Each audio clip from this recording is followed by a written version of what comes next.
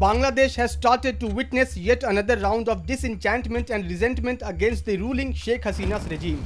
Yesterday, tens of thousands of opposition activists defied the scorching sun to march in capital Dhaka and other cities calling for Hasina's resignation.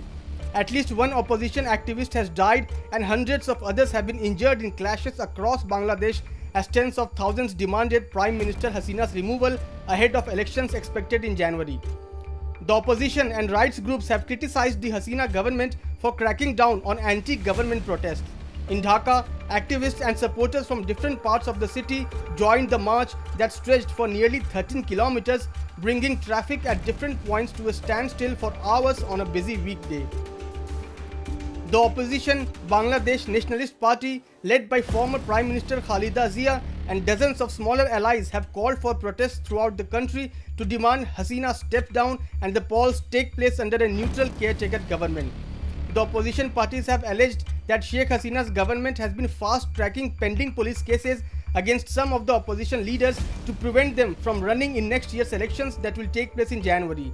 Several members of the opposition camp have been facing charges of arson, violent attacks on police, various subversive activities and other serious crimes since 2013.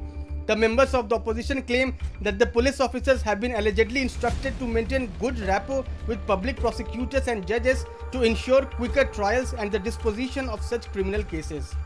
Last December too, the country had erupted in violent protest. A lot of factors had combined together back then to aggravate the situation. Dhaka had witnessed huge protests after a massive hike of 51% in essential fuels was declared in August 2022 that had made its citizens livid. That massive hike was the biggest hike in prices of fuel since Bangladesh became a free and sovereign country. Although there were already concerns about the nation falling prey to the debt trap of China, the impending economic crisis had made concerns even more worrisome.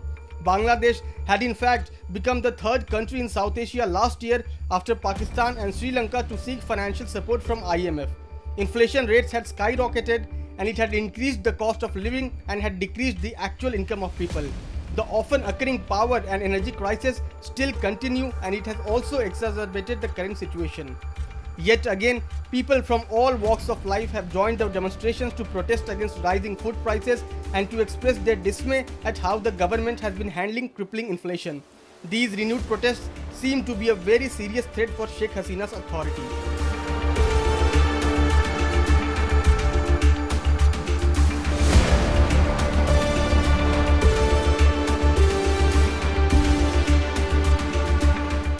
Subscribe to One India channel and never miss an update.